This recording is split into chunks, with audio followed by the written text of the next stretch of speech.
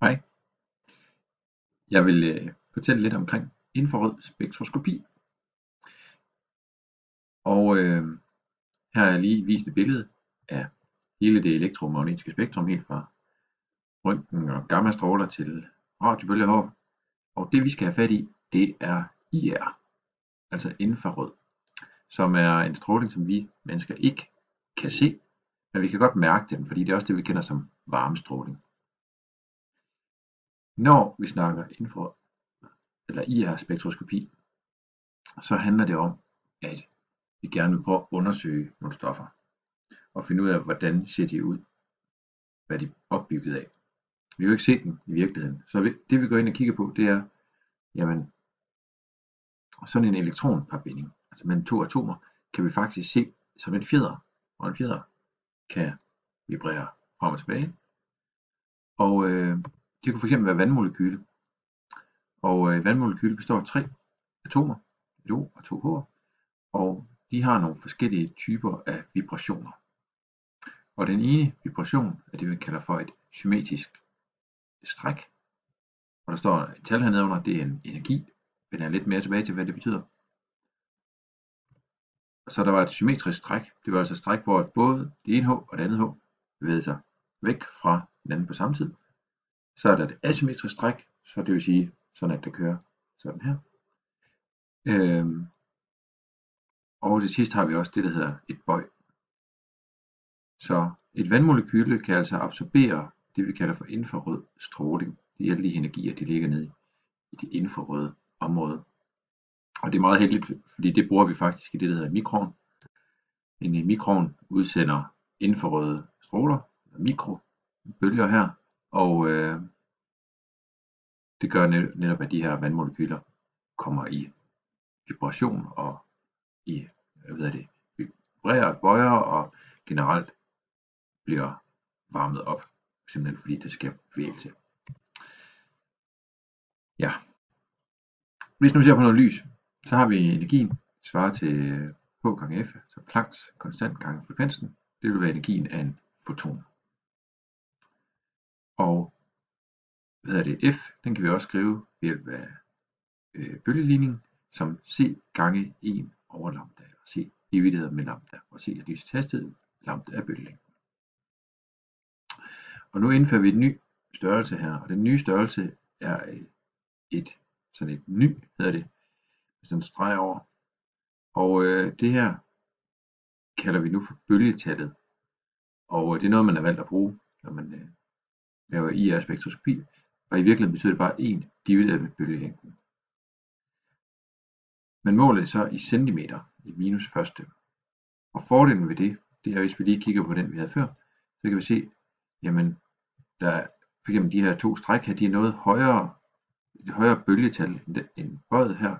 Og hvis vi så går frem, kan vi se et højt bølgetal, som vil altså svare til en høj energi. Så højere bølgetal, jo højere energi. Så derfor er det lidt nemmere at se på det, end at skulle se på bølgelængde, hvor den er omvendt proportional. Når vi har IR, så kommer man altid til at se på et spektrum. Og det man gør, det er, at man tager en prøve, ligesom for eksempel spektrofotometri. Den her prøve, den sætter man noget lys ind på, og der kommer noget lys igennem. Og det man måler på, når man måler på IR, er som regel det, der hedder transmitted light, altså det lys, der er transmitteret, transmittansen her. Så det er det, vi kan se op ad vores y-akse. Der står op til knap 100%. Hvis nu at vi tog en tom kuvette placeret ind, jamen så vil der bare være en streg heroppe på toppen, hvor der står 100%. Det betyder, at alt lyset er sendt igennem. Men det gør den ikke, hvis vi har et stof heri. I det her tilfælde, der står der busanon. Og busanon har netop sådan nogle toppe her. Det vil sige, at der hvor at toppen er langt nede, der er der altså sket en absorption af noget lys her. Så hernede har vi lysets, ikke bølgelængde, men bølgetal. Så det svarer altså til, når vi går, det her det svarer til de laveste bølgelængder, og det her svarer til de højeste bølgelængder. Så jo højere energi vi kommer, det er her til venstre. Så det er sådan en klassisk måde at skrive det på, fra cirka 3.500-4.000 reciprok centimeter, altså cm minus første, til næsten ned til 0.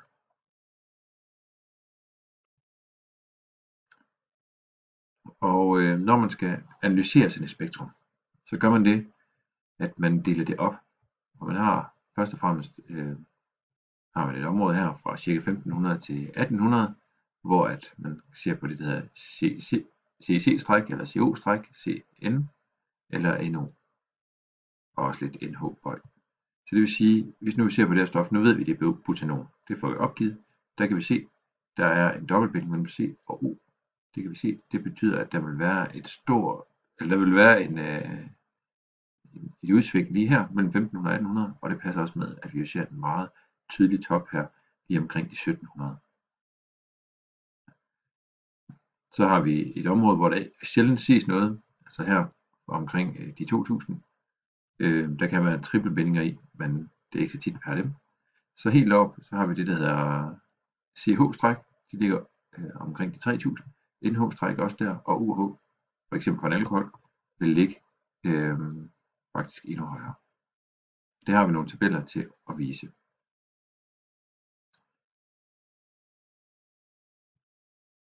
Ja, der er nogle tabeller her. De her tabeller er fra Aurum 2, og de er udmærket. Jeg vil lige vise en anden tabel lige lidt senere i videoen, som er lidt mere udførlig, men den her er fin til en begyndelse.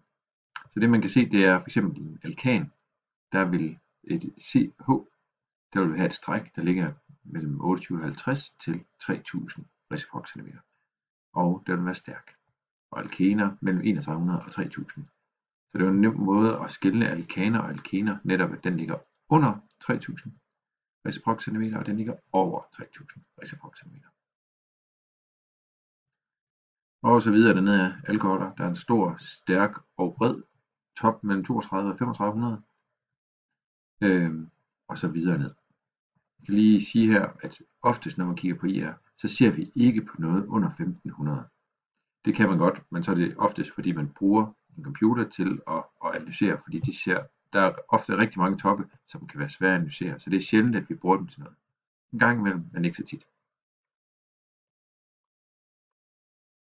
Yes, så har jeg lige taget et par eksempler med. For eksempel den her, hvad for nogle informationer kan vi få ud af det her? Jamen, under 1500, det kigger vi ikke på, så det eneste vi kan se her, det er, jamen der er toppe lige under 3000. Så det vil sige, at vi har noget CH-stræk. Så vi vil kunne konkludere, at der i hvert fald er nogle CC-bindinger med noget H på. Det kunne fx være etan. Det kunne også være en anden alkan. Fordi oftest ud af IR skal man lægge mærke til, hvad man ikke kan se. Vi har ikke nogen store toppe ved den 1700-1800, som vil komme fra CW. Vi har ikke nogen UH-stræk her, og vi har heller ikke noget længere her. Så det kunne sandsynligvis bare være en alkan. I et andet eksempel kan vi igen se, at der er ikke så meget 1500, stregen går her. Der er lige en lille smule her, men ellers så ligger det mest under 3000, det var igen en alkan.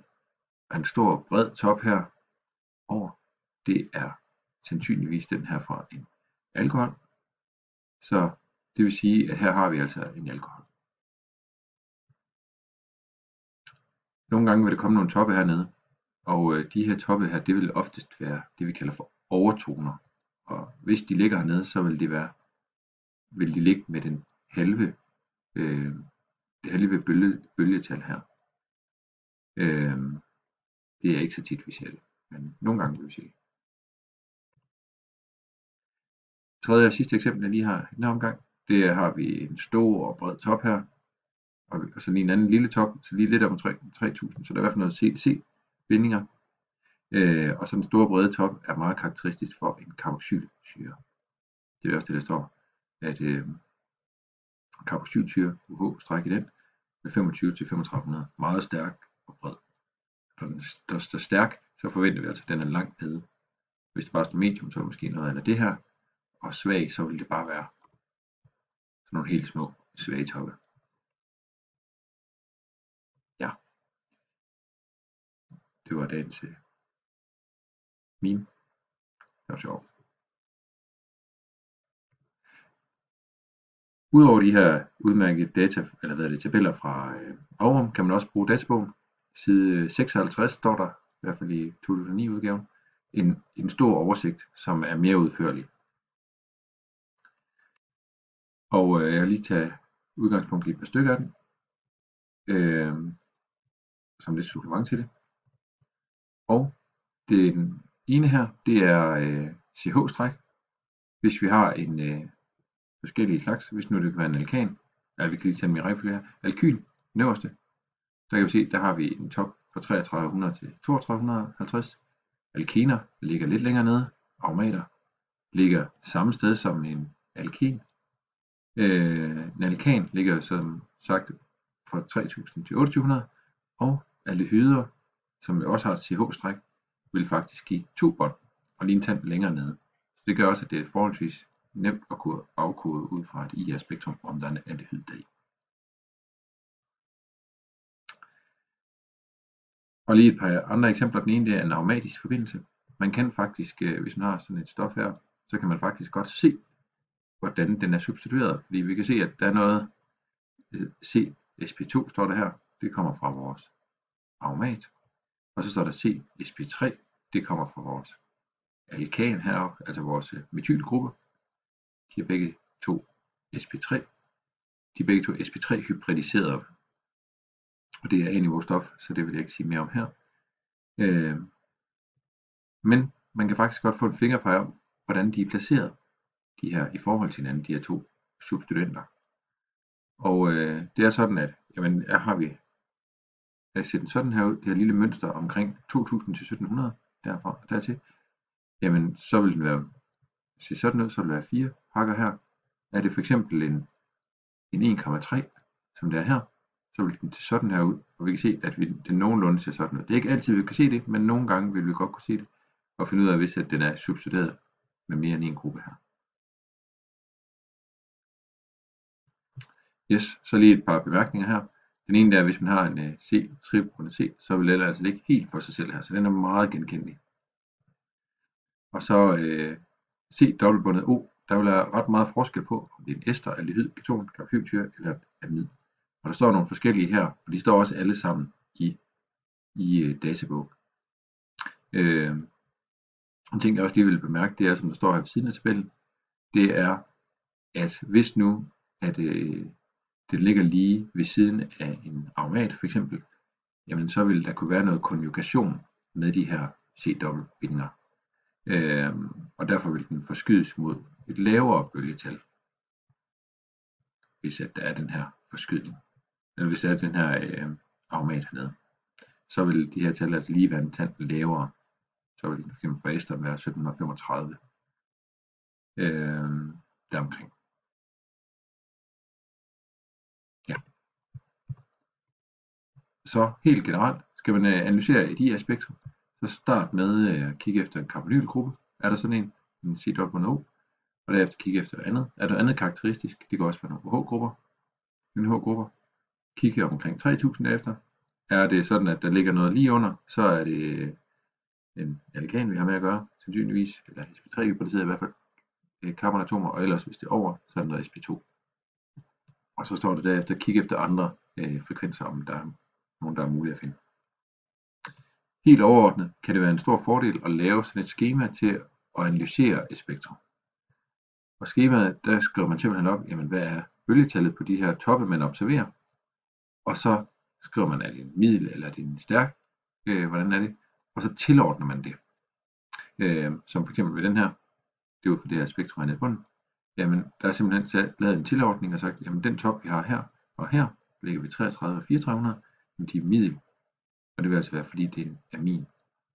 Tilsvarende om 3030, det vil sige, der er noget CH-stræk i en dobbeltbundet C.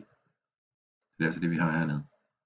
Så hele vejen igennem alle de her toppe man analyserer, og her er der så også lige gået ned under 1500, men det er som sagt ikke rigtigt. Yes, allersidst, der er lige ofte vil man se en tabel under de her spektre her, og den her tabel, den viser simpelthen bare, hvad er intensiteten lige præcis her. Så for eksempel den her, den ligger ved 3326, og det betyder, at transmittansen er nede på 23. lige her. Så det gør, at man lidt mere præcis kan